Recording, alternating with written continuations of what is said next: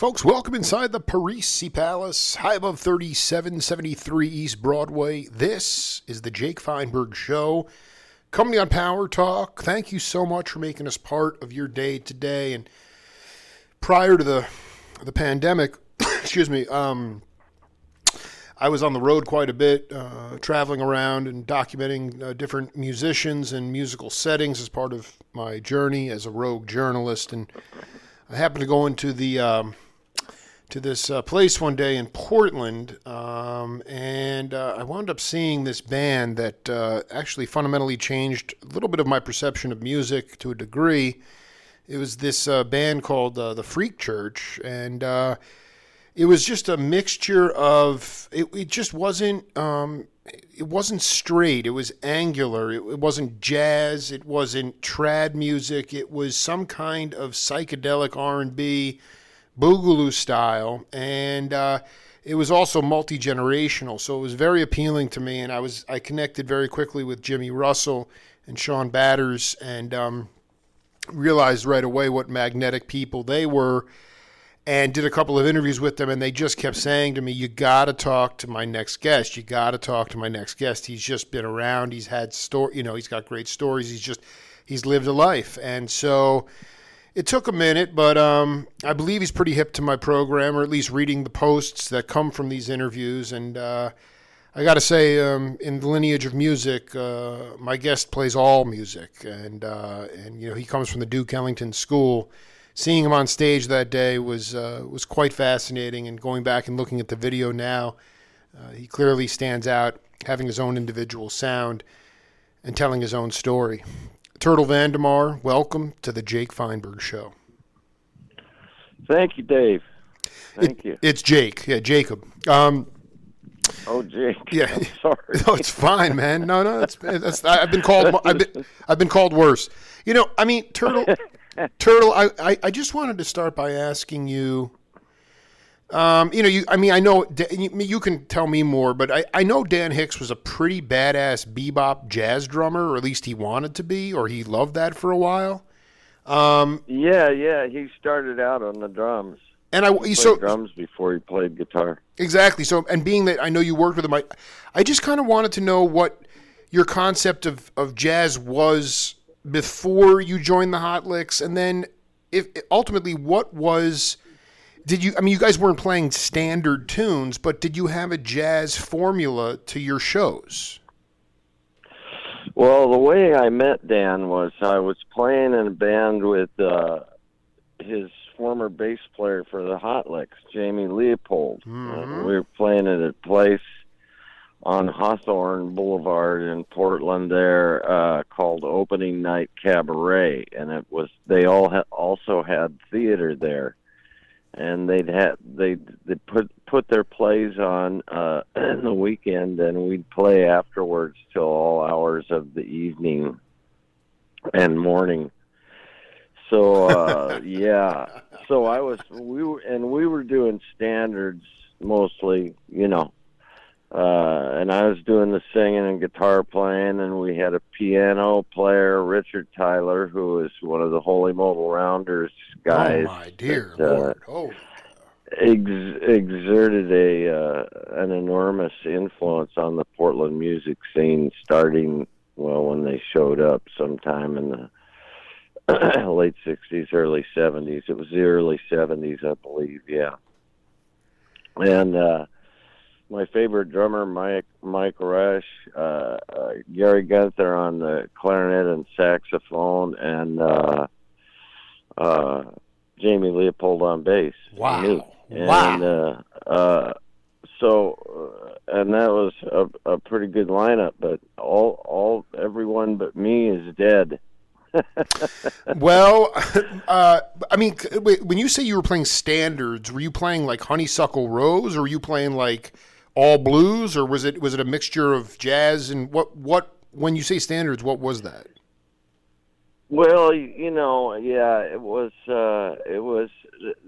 Honeysuckle Rose would be about the simplest, right, where we'd go.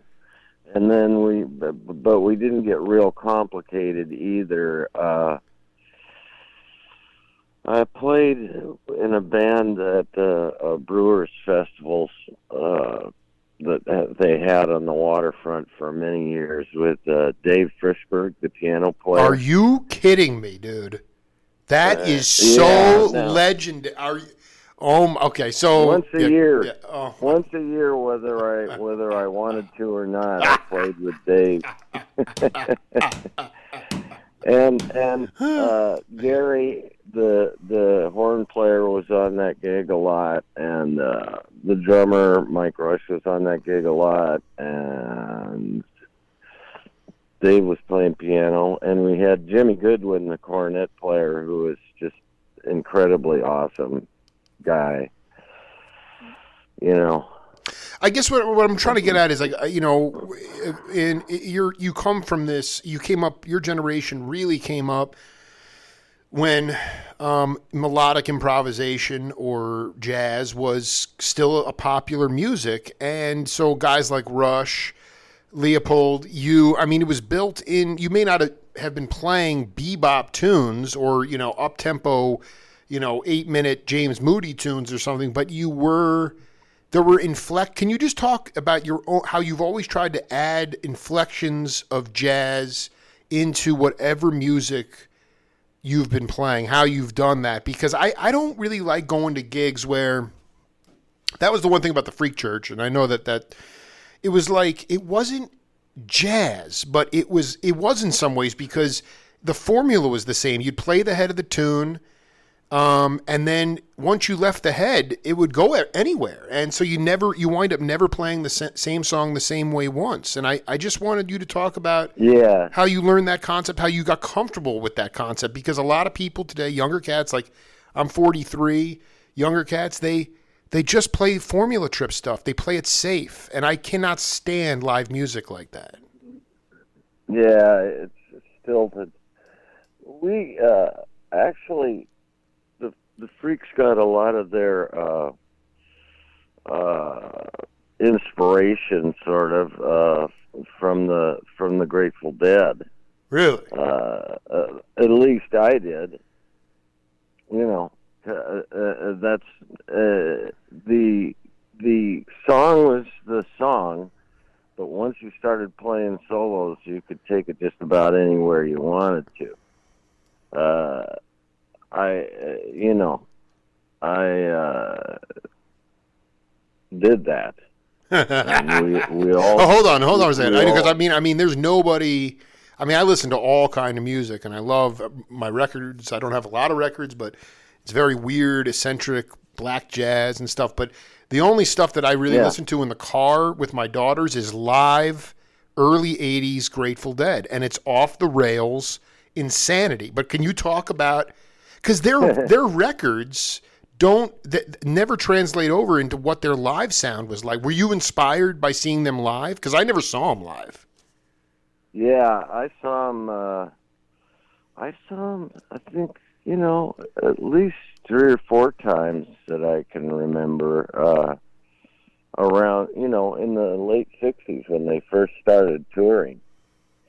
And their first record came out, and I listened to that and was blown away. And then they came to town a few times, and, you know, for like $5 or... Oh, absolutely, dude. I mean, yeah. Oh, I mean, I don't want to get too far ahead of ourselves, but I wrote a book on and part of it was about the Merry Pranksters, and some of the early acid tests were done in Portland with Ken Kesey and those guys. They drove up.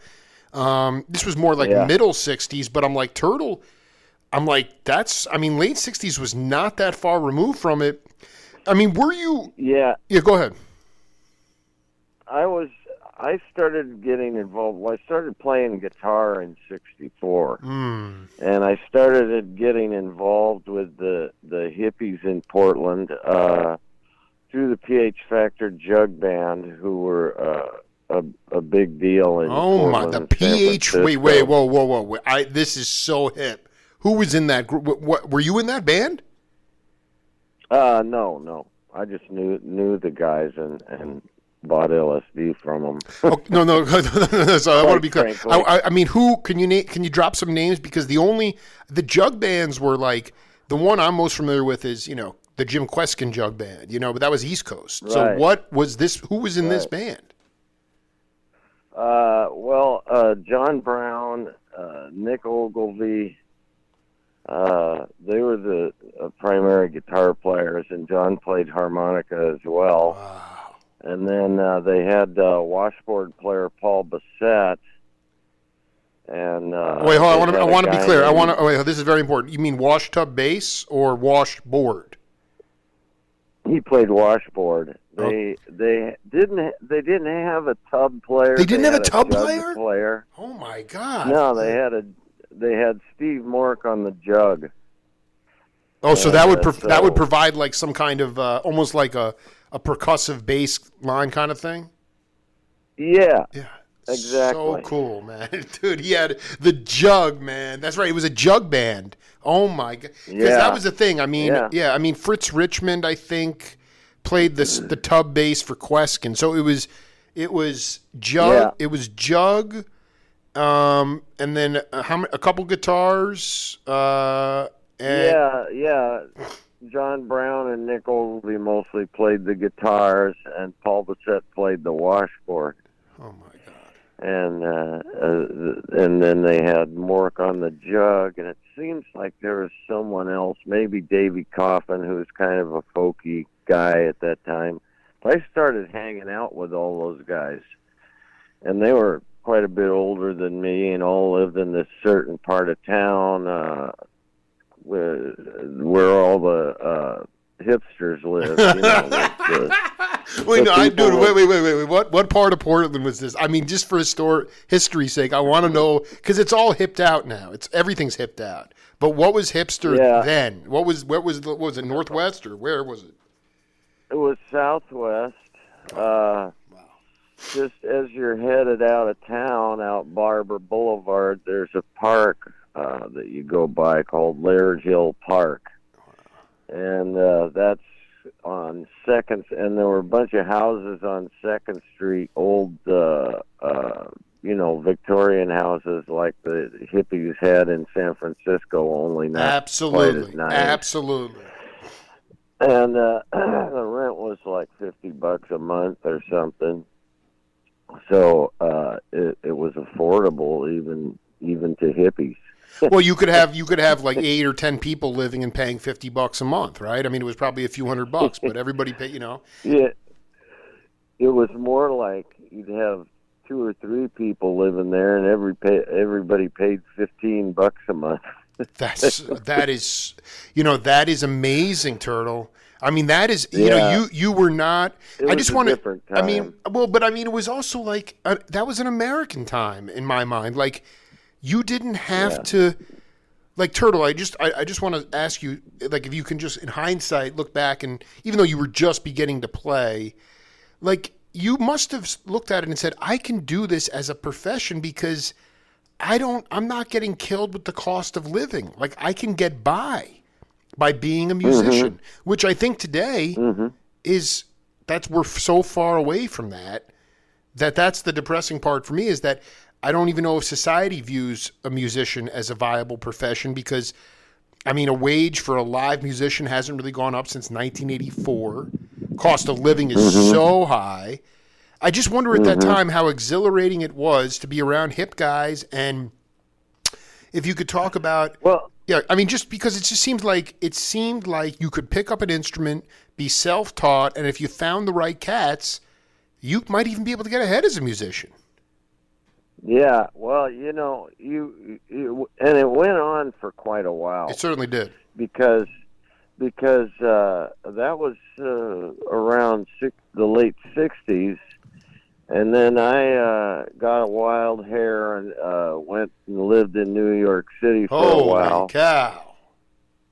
First I had a job at the Athens West playing Greek music, which paid me the princely sum of about $100 a week. I'm sorry, was this still in Portland, or the Greek music was in New York? Yeah. Were you playing like the bouzouki and stuff? I was. Oh my, dude, Turtle, man, are you kidding? Dude, hold on for a second. I just want to stop right now. So, have you crossed paths? Did you cross paths with David Lindley at that time? You know who that cat is? I know who he is, but no, I've never met him. He was in a band called Kaleidoscope, and he was playing bouzouki. Yeah. Yeah, I mean, dude, so you were playing... I saw them. I knew it. I knew you saw them. College or something. Oh, my gosh, dude. Yeah. That was the most... That was not a jug band by any stretch of the imagination, but they'd play, like, Straight No Chaser. They were playing monk tunes, and Lindley was playing, like, insane string instruments. They had this insane drum. Anyway, you were playing Greek music for a princely sum of how much money? $100 a week or something like that. Wow. And the rent on the house where I lived was like $50, and it was a beautiful place, just tucked back in a canyon in southwest Portland. About a 15-minute drive from the club where I was playing, the Athens West, and then the bouzouki player and his friend Chris and I would always go out afterwards and have something to eat, and then go up to the house and get stoned. Quite frankly, yeah, right on. He liked hashish. It was so wait a minute. Okay, so let's just talk here.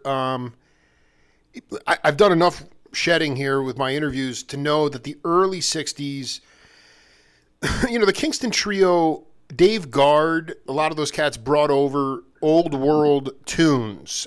They kind of hipped cats to old Europe songs, and they were the first ones to sort of introduce those messages. But by and large, the early 60s, not for jazz, because you had like the Bill Evans Vanguard sessions, and you had all this like incredible Birth of the Cool stuff. So that was still percolating pretty hard. But rock and roll, sort of, the Leave It to Beaver 50s. I mean, 64, things kind of exploded. Obviously, LSD was legal.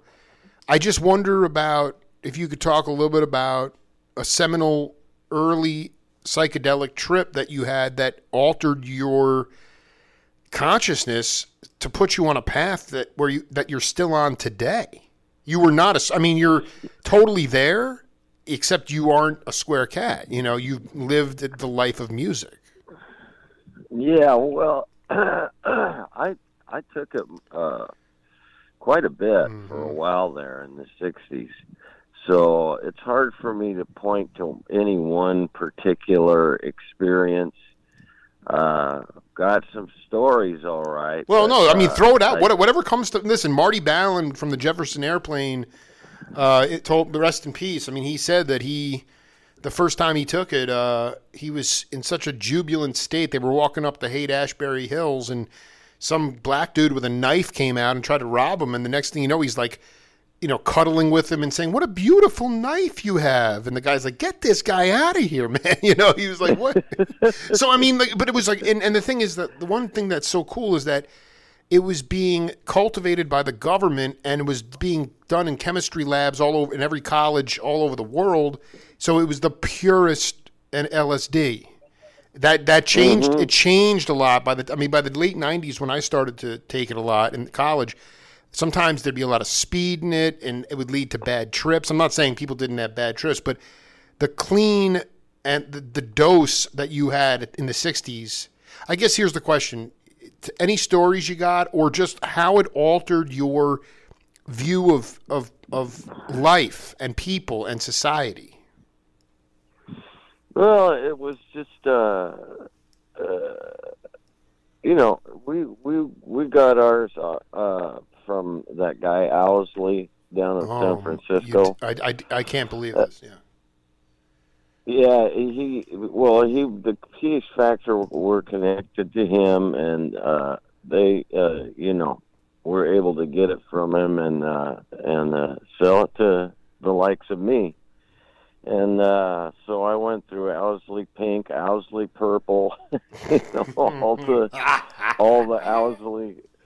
Owsley vintages, And it was a life-changing experience for me. Fortunately, I was young enough to be able to, go through it and then reform or regroup my personality and, just go through changes and accept them.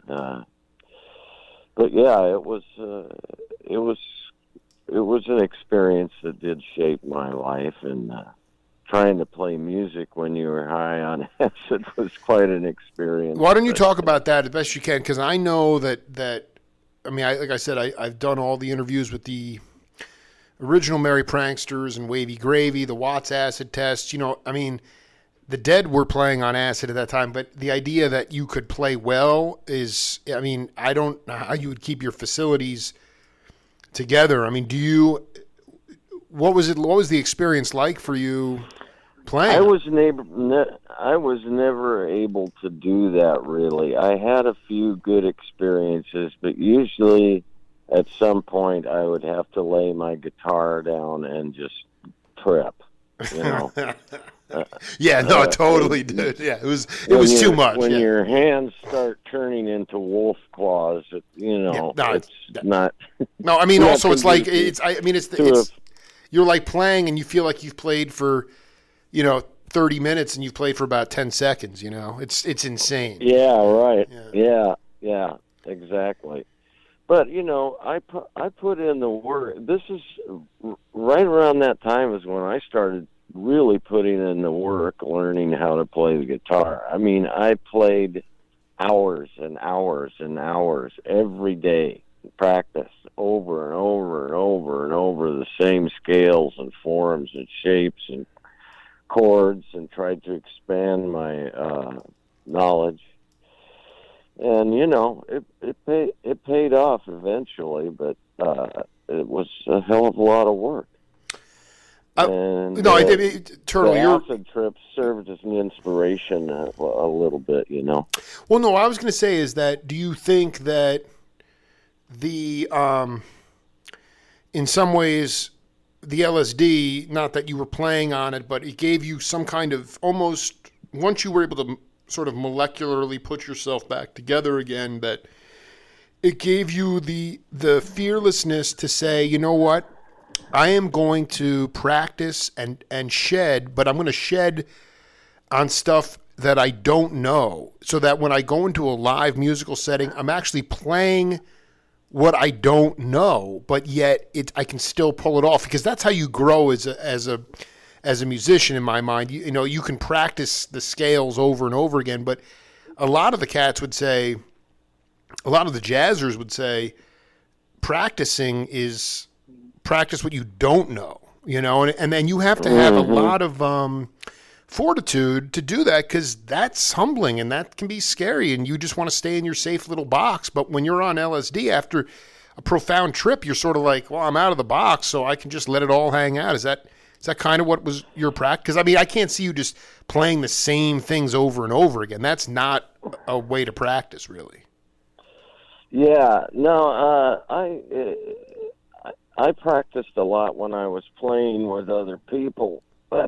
I got my inspiration from some of the great people I was working with at the time, playing music with, and hanging out around, and that was how I learned, was from watching and listening to other people. Just everybody, I used to go see shows down in the Village when I was living in New York, and see some of the great people that were playing jazz down there, Larry Coryell, some of those folks. And you go to the Village Gate down there? You go to the Village Gate and stuff? What? Like the Bitter End or the Village Gate? You'd go down there and see? Yeah. Those kinds of places. Of course, I couldn't really afford to do it very often, but because New York was not no $50 a month rent. It was still, though, pretty reasonable. I mean, first of all, yeah. I mean, it was way reasonable. Did you? I just want to be, when you you were playing the Athens West, and then how did you wind up? What was the gateway to heading to the Big Apple? Well, Mike Rush, the drummer who was playing with me when I met Dan Hicks Right. at that club on Hawthorne, he wanted to get his vehicle to New York City. So he called me up while I was working at the Athens West playing Greek music one evening and said, "Hey, you want to drive my pickup truck out to New York City?" And a couple of friends of mine had gone there, and Michael had gone there to live, and I thought, I'm going to do this. I was just young and dumb and full of cum enough to, go perfect. for it. Perfect, yeah. I was 21. I had just turned 21, I believe. And so he told me where his truck was, so I drove out there with my dad and my uncle. It was in a pasture overgrown with morning glory and shit. And when we tried to turn it on, to turn the engine on, flames shot from the carburetor. And it was when my uncle, who was a mechanic, finally got the engine running. Then we tried to put it in gear, and it wouldn't go in gear. So finally, he just brutalized it into gear. And so Mike was like, "Yo, bring my truck out," but he knew that it was really jaded, Well, I don't know how much he knew about the condition of the truck, but it had not been very good. Right. And after I did drive it there, he had to have the head, some work done on the head of the engine. I think they had to grind the valves, is what it was called, what the procedure was called. So yeah, but it did get me there, and he told me to bring his girlfriend to New York in his truck. Well, and she turned out to be this African American, just a little skinny thing. So me and this little skinny black chick were driving across the United States of America in 1971. I cannot. Well, this is on the road, man. I cannot. You must have wound up in some sketchy, interesting towns, because I just know I've talked to guys that. Well, yeah, go ahead. Mixed race bands, jazz bands that would wind up in rural towns in Colorado and get run out of the towns. There was Klan around. I just wonder if you could talk about some crazy experience on that road trip. Well, we got stopped by the cops a couple of times, but really, we were constantly moving for the week that it took us to drive from Portland to New York. And we kind of kept to ourselves a lot. But I think part of the reason that the pickup truck was why we got stopped was because it had "Run Naked in Your Mind" painted on the back door. That might have induced the police to, Yeah, maybe. you get these kids. Who are these hippies? Let's pull them over or something, And, a couple of times they were going to check our truck for marijuana, which we didn't have any of because we'd have had to have been insane. And, but they never did, so. Well, it was smart of you not. So I just know that at a certain period of time, Lower East Side, you had members of the Youngbloods, Larry Coryell, all these cats living there. Where did you wind up living when you moved to New York? Well, Michael and Kathy, the dancer girl, had a place in Brooklyn. Wow. So that's where I wound up living. I had a kind of fold out bed on a sofa in the front room, and so Michael had brought me there to play in this rock and roll band, right? So we had a couple of practices, and then we went out to play our first gig. It was at a place called the Wales Club. It was way out on the end of Long Island. So it was out in the middle of frickin' nowhere, and it was a pretty long drive.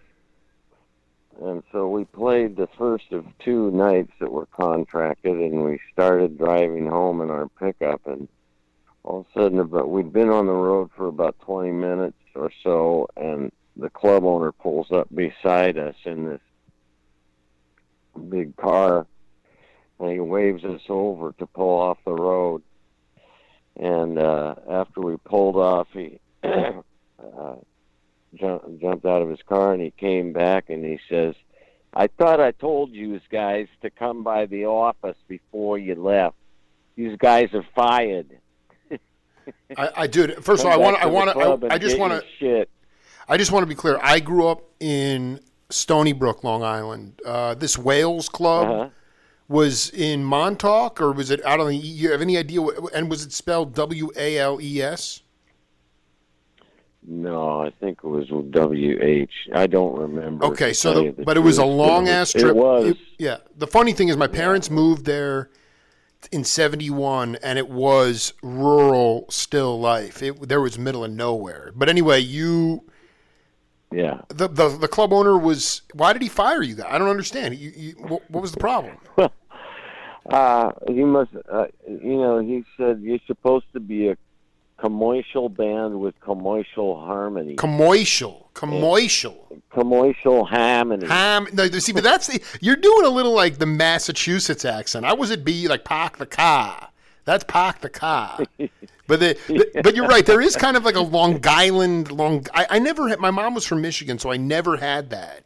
But it's just so cool. Yeah. I would have never ever thought that you, first of all, would have been in 71 driving across the country to New York, and then let alone your first gig is out on the eastern tip of Long Island is just so cool, man.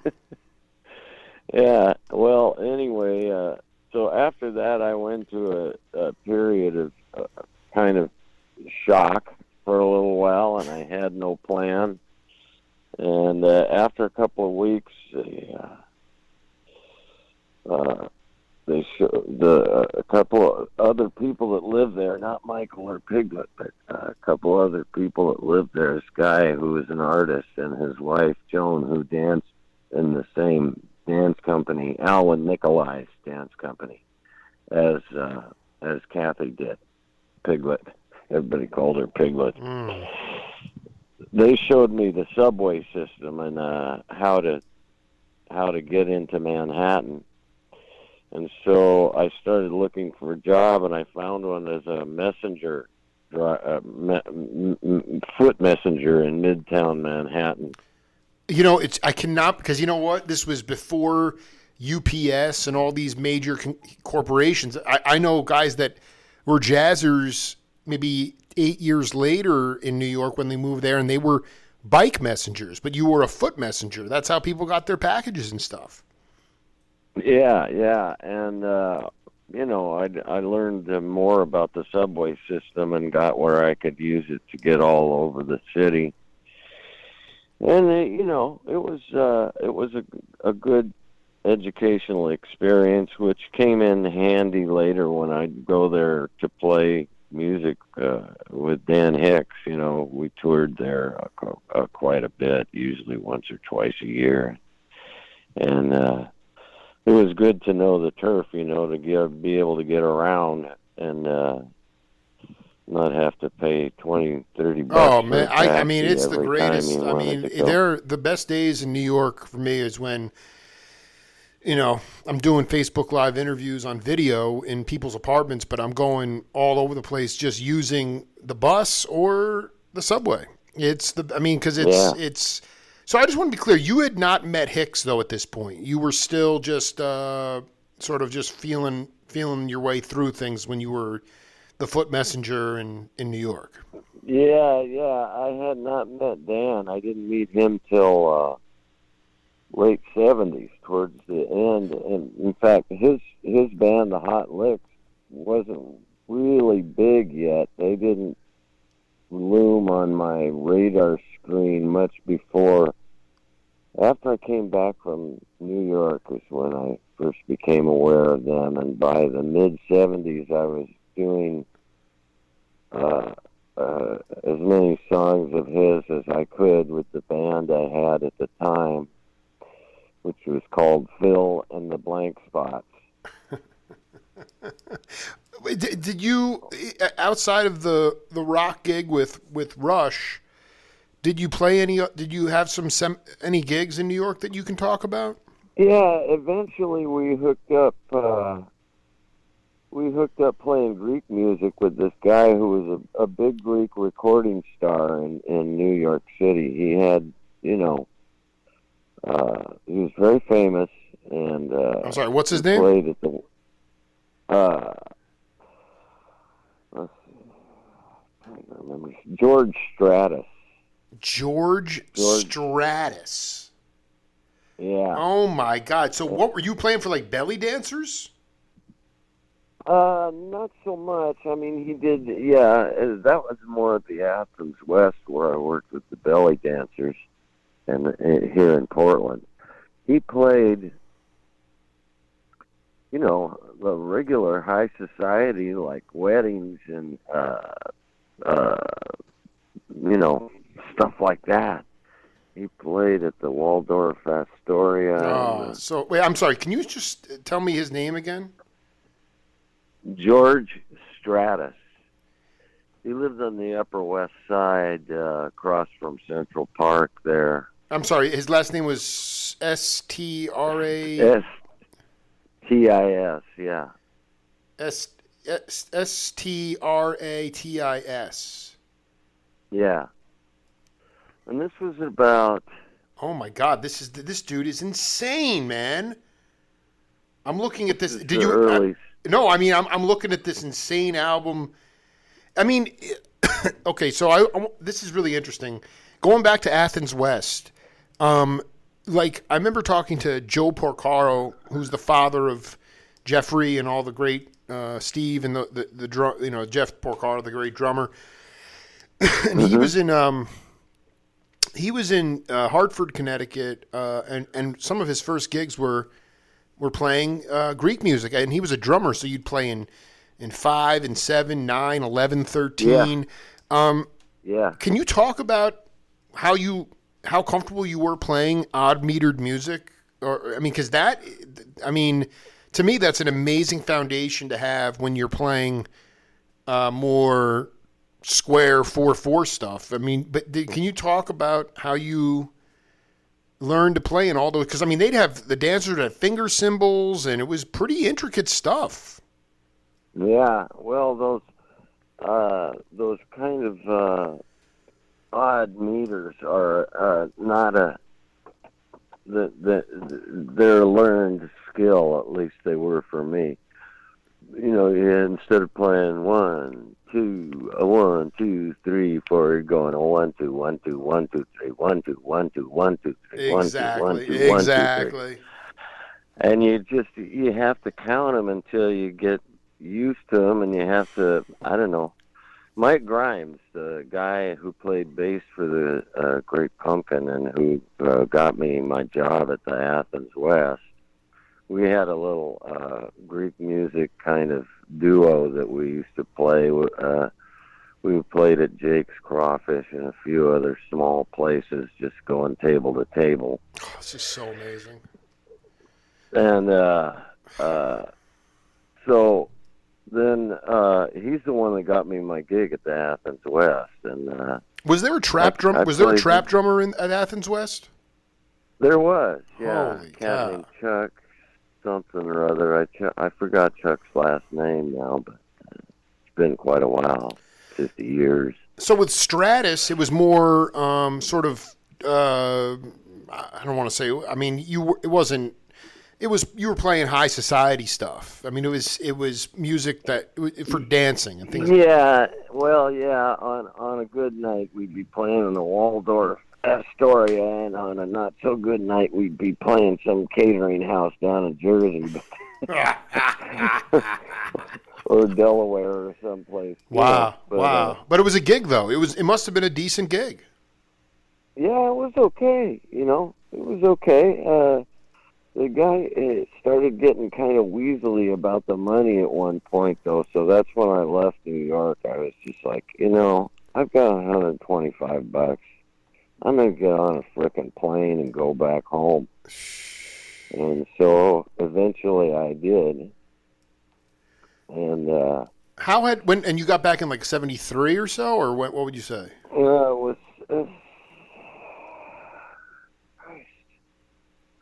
It was about 72, yeah. So you were 72. Yeah, that's. I didn't last that long in New York. No, dude, you did. You didn't bail out. You didn't have a nervous breakdown. You did your time, and you left. Whatever. I got there in September, and I left in the spring sometime, March, April, May, something like that. Talking to Turtle VanDemarr here on the Jake Feinberg Show, just jumping all over the place, having a ball.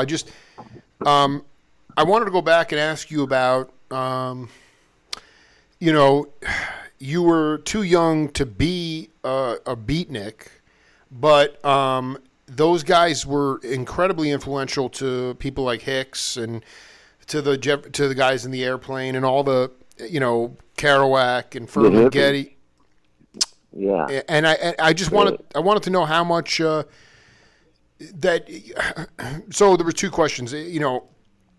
How influenced were you by the Beats? Did you get a chance to ever see them riffing in front of a jazz band or things like that? And then also, can you talk about going to Eugene and if you ever crossed paths or got hip to Ken Kesey? Yeah, I never met Ken, but there were a couple of Beatniks floating around the kind of folk music scene in Portland. A lot of the guys eventually became the Great Pumpkin, Mike Rush and Michael Grimes, the bass player, and Jerry Harley. All those guys, they were more influenced by the Beats. They were a little more older than I. And there was a guy, Barry Barnum, who was a jazz piano player, and he played piano for this female vocalist named Gail, who I cannot remember her last name. Dude, you are just. I mean, this is Barry Barnum, and he must have been out of like the. He was probably out of like the Art Tatum or Boogie. I mean, go ahead. This is this is such a new pocket here. It's unbelievable. But Barry and this jazz drummer, Mark Maurer, and Gail were present on my first acid trip. And they took me to Gail's house and played all these pranks on me, and I laughed for 2 hours straight, I think, without stopping.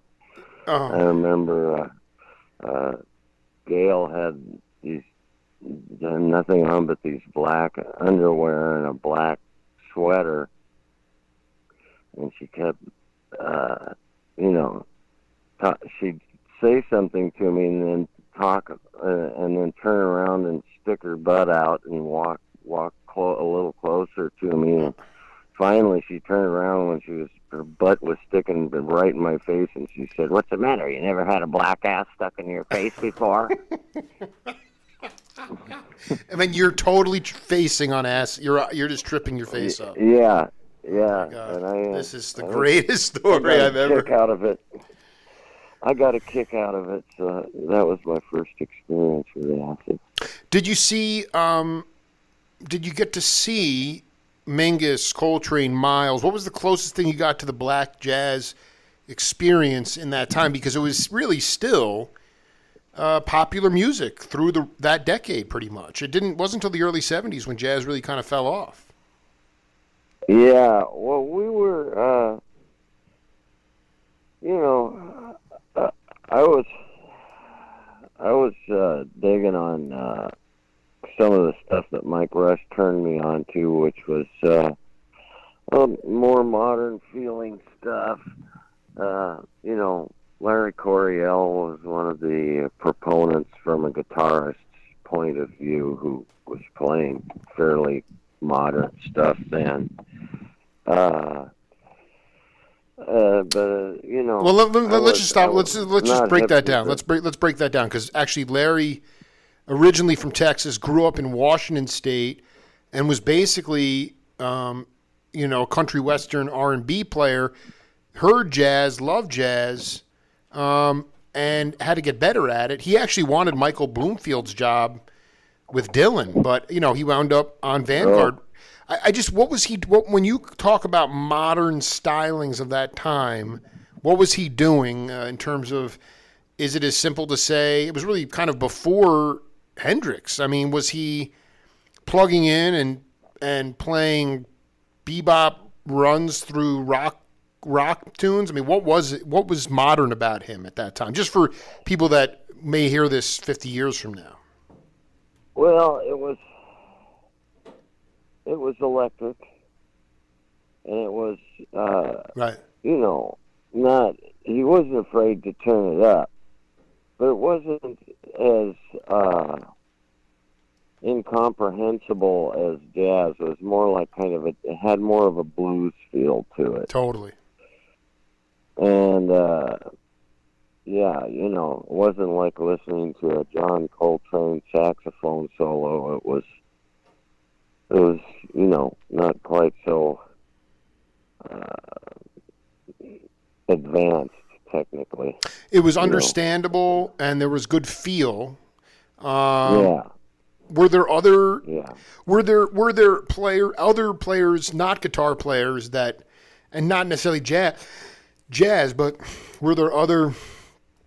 It's funny because you talk to some of the great jazzers or great studio cats, and some of their biggest influences were saxophone players. I know it took McLaughlin like a year to figure out what Coltrane was doing on A Love Supreme when I interviewed him, and I wonder, who were some of your biggest musical influences who didn't play the guitar?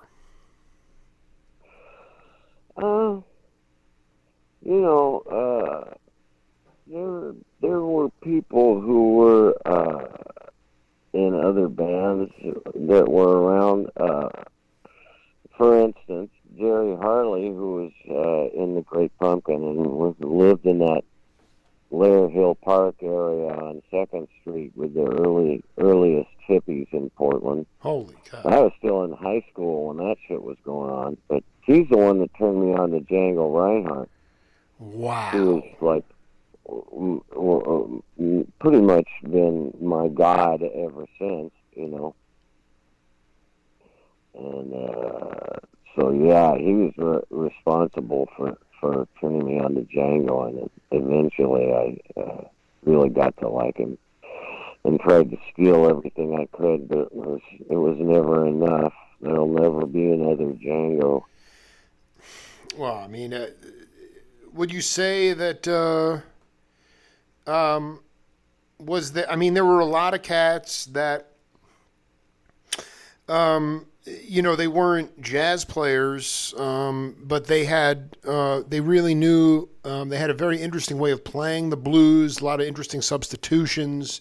Guys like Mel Brown come to mind, guys that were people that might have played with Bobby Blue Bland. Because, the interesting thing is those guys could play a set of jazz before someone like Bobby would come on and play his set. I mean, they all knew the standards, but they weren't beboppers. It wasn't like huge facility, but yet it was astounding at how good they were. Was there a black music scene in Portland, and did you ever get hip to it? Yeah, it was there was, but I never got to it because when it was going on, I was too freaking young and not really that interested. I was trying to learn how to play folk music.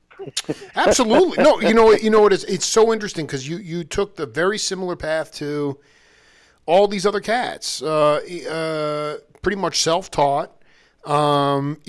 Playing folk tunes, getting to develop a big bag of tunes, and then getting to a point where you basically were like, okay, I do want to stretch out my vocabulary a little bit. I'm never going to be Joe Pass or Barney Kessel. I don't want to be that, but I do want to expand out. That's what Garcia did. That's what all the great cats did. They tried to at least expand. No one was ever going to mistake them for Tal Farlow, but that's not what they were trying to do. Yeah, no, I appreciate it all. Absolutely. I like listening to all that stuff.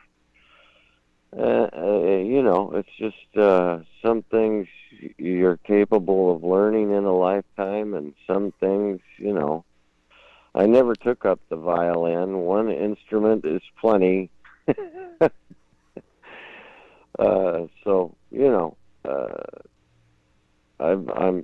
satisfied. I'm never satisfied, but I'm happy with what I can do, and if I ever get a chance to play a gig again, I'll be happy then too. Well, let me ask you, aside from the bouzouki, were you playing the oud at all? Did you learn how to play the Middle Eastern string instruments? I didn't. I liked the oud, and I listened to it. Yeah. But, it was hard enough to find a bouzouki in Portland, let alone try and find an oud, Okay, so I want to just switch here for a minute and ask you, being that you've been really pretty much a self-sustaining musician since the mid-'70s, and obviously really working on your craft 10 years before that, what can you just talk as an elder statesman? My generation and younger, I think the pandemic, if nothing else, if you're being honest, you could say, as a musician, you'd never take anything for granted again. But I just wonder what you have not, you're telling me that you haven't played like a gig that you're used to playing in front of people, or you actually have not played one gig since the pandemic began? And then what is your... Well, I just want to know, the question I really care about is if there's one thing that you are going to take back on the bandstand once we get into some sort of consistency here, what are you, if anything, going to cherish about going back to what you've been doing for the last half century? Well, just a live performance, I can sit by myself and play at home and enjoy it. I can also get together with one or two friends that are fully vaccinated and play and enjoy it. And I play a lot of different kinds of music, but just the live performance, the interaction with the audience is what I've been missing. And I'm hoping that we can get that going again, because it's lonely playing music otherwise. I know, dude, you're nailing. I want to ask you though. I mean, it's interesting because there's festivals. There's a lot of outdoor concerts. There's a lot of private gigs, but in Portland, I know that you guys were having an issue still with at least a month ago, COVID. A lot of the unvaccinated people, so there was restrictions. Still, quite heavy restrictions on capacity and public places being open. is there Yeah. is there anything? I mean, you're vaccinated. I'm vaccinated. I want to just go see music again and liberate like you on the bandstand. But I mean, can you just talk about this? How you feel like? Will you be back to playing some kind of gigs by the end of this calendar year? What maybe by the end of the summer? What does your gut tell you? Yeah, I'm thinking things are going to eventually break loose. Either I give it till July or August, and then I think,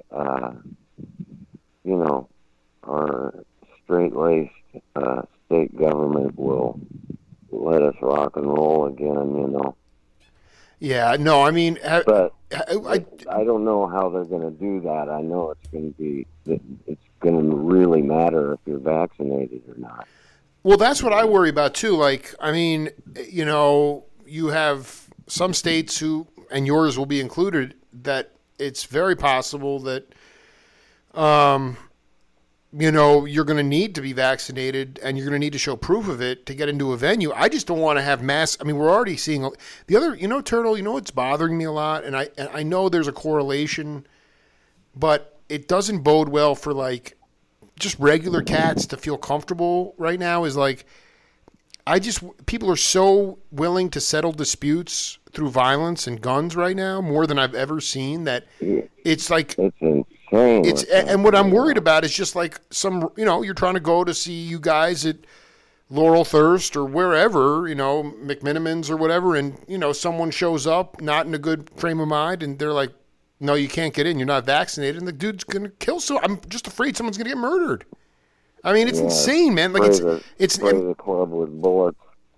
Well, you guys gonna have like bulletproof vests. I mean, it's like that to me, and I'm not being. I don't think I'm being paranoid because it's playing out. Like you see a lot of people coming out after being clustered up in homes, and they're settling disputes through killing someone. It's not. It's not.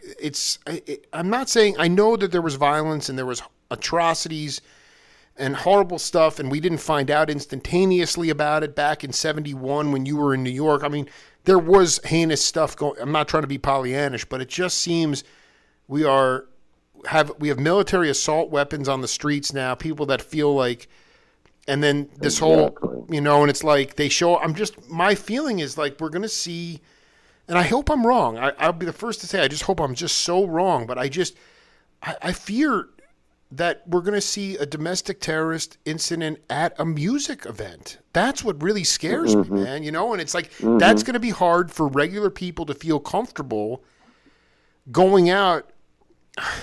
Anyway, I'm just sort of riffing off the cuff. Do you feel that a little bit? I mean, I feel like we're living in a very dangerous time.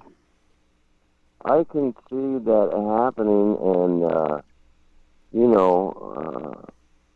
it's not something we need.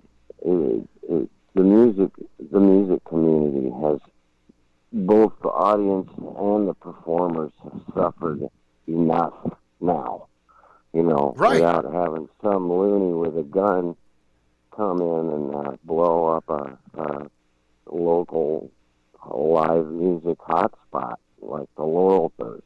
Exactly, dude. And it's like anybody that says that I'm nuts is nuts because there's half the country's not vaccinated and they're looking for a fight, man, and they want to settle the score and they're going to take innocent peeps out. I just think that I feel like there's a tentativeness not just to like open society because you want to open it if it's a straight-laced government, state government.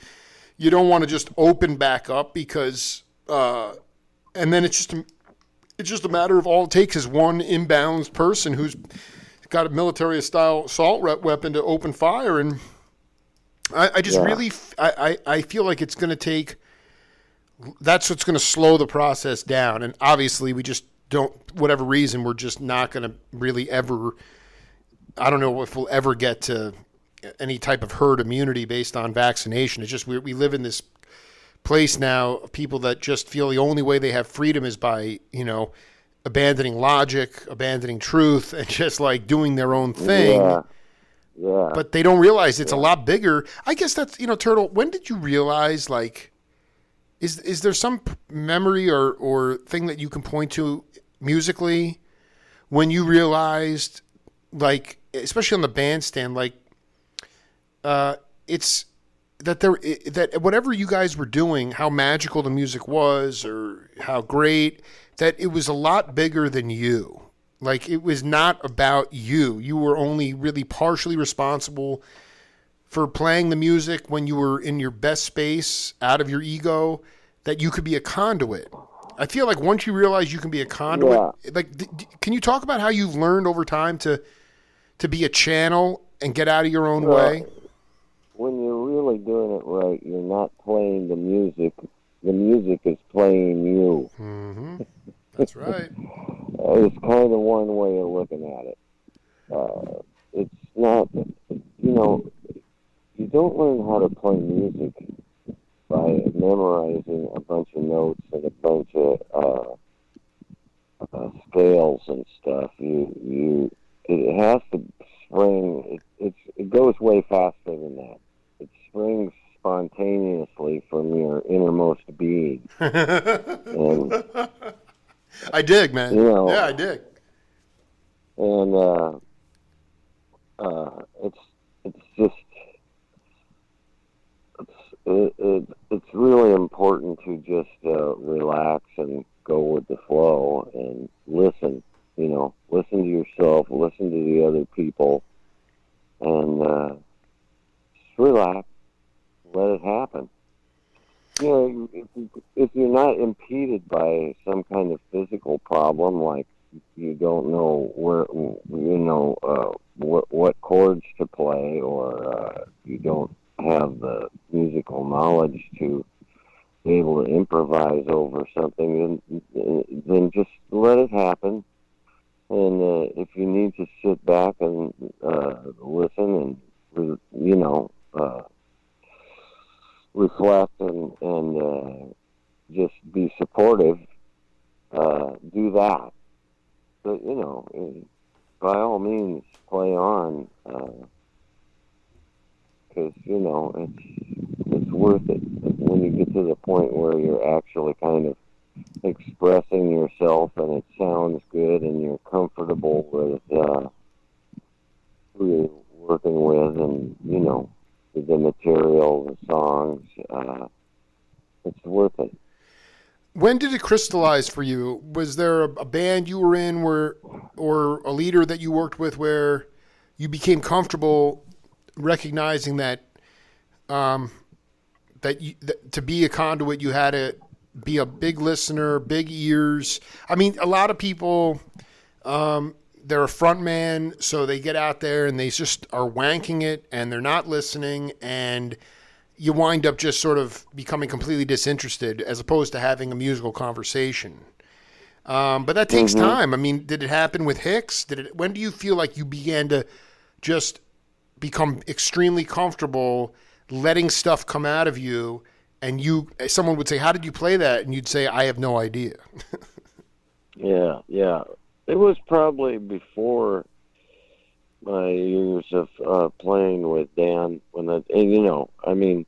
You had to be able to play pretty damn good to play for Dan, because Yeah. he had incorporated some parts into his music that were fairly complex, and fortunately he didn't do a lot of that, and you could basically get by on most of his songs by kind of blues or even country improvisation scales and techniques. But there were a few parts that he had that were, one was written by Louis Ace, and he made me learn it. Louis Ace was this jazz guitar player. I think he lives up in Washington still, or Jeez, maybe not by really? now, but anyway, he was one of these guys that Dan used one of his solos and incorporated it into the solo portion of the song. It was on Black-Headed Buzzards. He had lifted this whole Louis Ace solo and put it in there. So what I'm hearing you say is like there were parts of the show that were specifically arranged, and you had to learn those parts, which made it right. Yeah, I mean, how in your mind playing with Dan, how going back to the Grateful Dead, although they did make some incredible early albums, very interesting kind of avant-garde albums. Some was more like country western, but still, I mean, the albums, they were made for radio play, or you try to get a radio hit or whatever. But then you go to a show, right, and certain songs would be very extended and very improvisational. Were the Dan Hicks live shows, once you guys got into a pretty set groove band, were the shows totally different than the songs? Were certain songs opened up for improvisation, or was it always? I mean, I Scare Myself was the main song where you could play an extended solo. Other than that, it was a lot of quick hitters, Sure. And there were several genres involved. Dan did, of course, some country and western stuff, and he did some blues kind of related tunes, like the Buzzard Was Their Friend. But I Scare Myself was on a whole different level, and it utilized scales that I learned from playing Greek music. And so I was able to, manage it. And I loved the song, always did, and I could stretch out on that. And so that was a good one. And I'm looking here. So he had originally written that. It says in '69. Yeah, that sounds about right. They didn't record it. There was a Hot Licks before the one that had Marianne Price and Naomi Eisenberg as the Lickettes. And first recording had Jamie Leopold and two different gals. Yeah. No, you know what it is? I'm so glad I looked this up, because I forgot. That's who Dan Hicks was part of that band called the Charlatans. Yeah, he was the drummer for the Charlatans. I Scare Myself is one of Dan's earliest and best loved songs. He wrote it when he was with the Charlatans, and it was inspired by a drive home over the San Francisco Bay Bridge after visiting friends and ingesting copious amounts of marijuana cookies and the bout of paranoia he experienced. He first recorded it on original recordings of Dan, but the definitive version is on Striking It Rich from '71 with Tommy LaPuma produced. Were you on that album? No.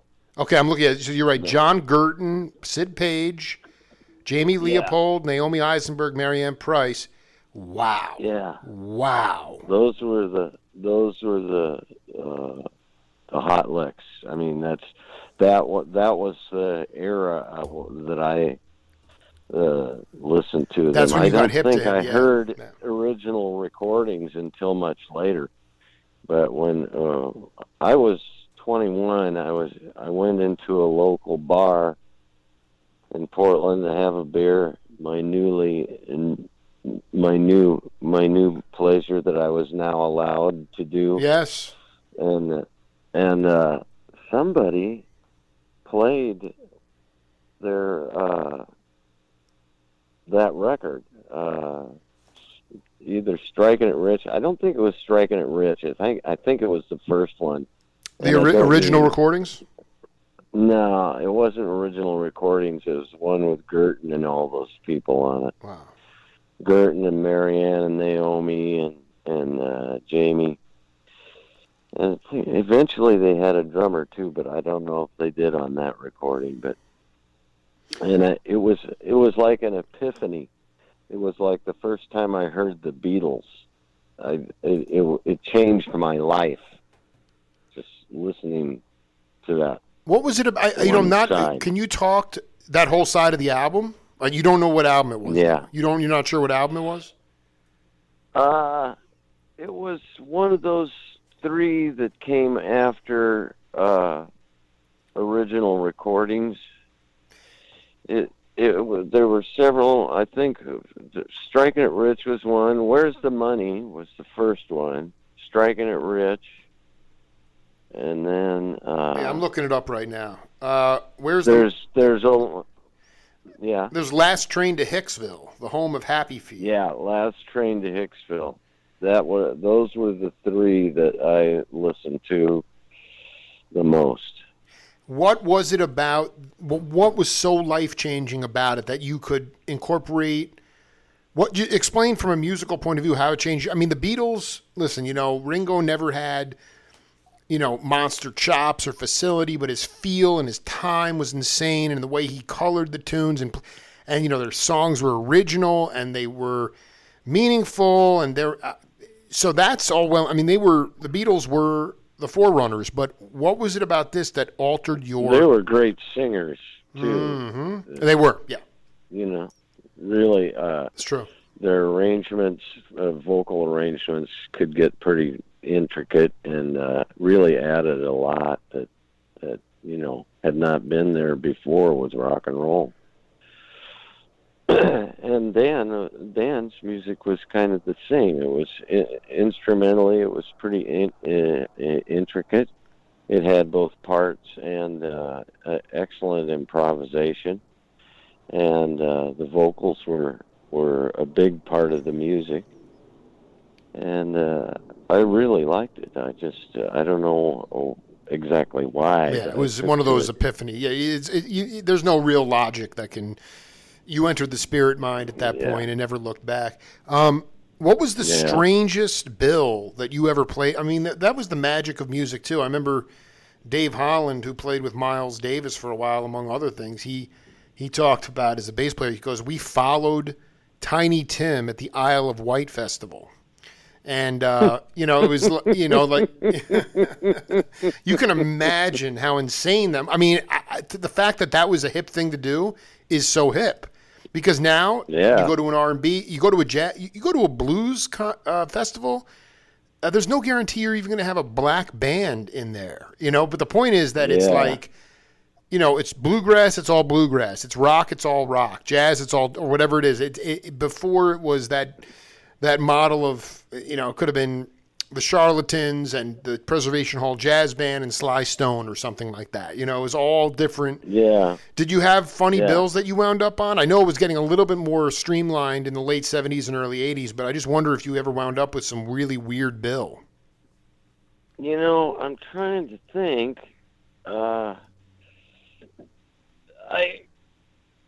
I've played some pretty weird gigs. One thing about playing Greek music is that the gypsies hire you for their weddings. There's a sizable gypsy community in Portland, and they used to come down to the Athens West and hire the bouzouki player and me and whoever else to play at their one time we played a gypsy funeral, and we actually had to accompany the casket as they took it out of the hearse and rolled it to the gravesite. Wow. And it was freezing frickin' cold, just colder and shit. And the banjo player didn't have a strap for his banjo, so he was literally walking with his banjo on his knee through this cemetery. Holy cow. It was bizarre. It was a bizarre gig. But as far as billings go, I'm trying to think, it's okay. If it comes to you, I mean, I guess the other thing is we're going to have to do set 2, Turtle, because we've been cooking for like 80 minutes already, and we got a lot more to get to. But I wanted to ask you about what were the hip clubs when you were playing in the mid-'70s with your own band? What was the circuit like in Eugene, Portland, what were the clubs that you would, if you went on a regional tour, what were those clubs that you play at? Well, I didn't do that much touring, really. I did play a whole summer at the gig at the Tolovana Inn. We played 5 nights a week with me and Mike Rash, and Pam Boswell was my girlfriend and singer at the time. We had Richard Tyler on piano. Huh. And where was this place? In Portland? Tolovana Inn is at the in Cannon Beach. Oh my God, dude, that is so hip. Yeah, dude. it was just happening, man. God, dude, that is so hip. Wait, what was that? 74? 75, I think. Oh my 74 or God. 75. Do you have any tapes of that? Do you have any recordings of that stuff? I don't think so. Wow. I don't think so. I don't think we got anything. If we did, Gary Gunther would have had it, but he's gone. I don't know if there's anything left. You know, that would be my final question is, from that time period, I know you said that the guys in that band, you're the last one still here, but who are the other old school players that, I mean, I want to always stretch back. I mean, I did the last interview ever with Dave Brubeck. I've tried to get to so many cats. I've done a lot of interviews with cats that have left this earth, and if there's anybody else out there, Turtle, that is from that time or around that time, I'd love to connect with them because their stories are, I mean, like we just did it today, these stories are essential. Mm-hmm. Yeah. Well, you know, I've been going to get to writing a book, but I haven't. And I'd hate for, there to be absolutely no record of all the shit I went through. Turtle, I mean, I'm listen, man, if you're up for it, I mean, my 4th book is about to come out. And it's my excerpts of my interviews, but I'm also working with Johnny Vidakovich, the drummer in New Orleans, on a book. And, I have a great publishing company. The guy lives in Portland, David Lasotsky, amazing editor. And I think that it's really important if you want to set up some time to do a few interviews. I mean, we'll probably have to get your story the right way, we'd probably have to do about 15 or 20 interviews. But it's, if you enjoy this format and you want to get stuff out and get it, I can transcribe it what I'm saying is I think you're right. I think it would be nice to see something produced in this lifetime so you could get it, because you've obviously been through a lot. Mm-hmm. Yeah, it's been a long, strange trip. You know what it is? It's just, and you don't certain want band once. Well, yeah, absolutely, and you just don't want it to go. This was a great starting point, but think about it, and especially before things start to really cook again. Once you get busy again, it might be to start to get some of this stuff out on paper, and a legitimate Turtle VanDemarr book is probably 150 pages. That's a lot of interviews. You think you have a lot, and then you don't. So, but it's important, and you know what? Otherwise, you'll be spending all your time trying to find some publisher, and then they're going to want money. I'm just saying up front, like, we can come up with a very reasonable deal and knock this thing out. If you're up for it, you got to think about it. Yeah. Oh yeah. I will definitely do that though, because I can't picture myself getting writer's cramp every day for a month, and having 3 or 4 pages to show for it. Well, all I'm saying is it's just, I think time is of the essence. I think we all understand our fallibility, especially after this plague, and so I think there's an urgency to it as well. And if you are more comfortable just sort of doing a free form kind of thing where you're talking it out and you allow. Ultimately, all I'm saying is that like I said, I'll send you the books. I'll send you the links to the books. You look at the reviews. I mean, they're very interesting books, but I already have a built-in publishing company that could be used to house your book. So you don't have to worry about any of that stuff. It would just be a matter of gaining content at this point and getting stories. And then just when you think you have so much, you actually don't. So anyway, it's yeah. There's a ton more stories and ton more detail that Yeah, well, this is the Turtle's book, man. So think about it. I'll get a copy. I'll send you a copy of this interview tonight. I had a ball, man, and we'll go on from there. But many blessings and thanks for taking the time, man. Thank you.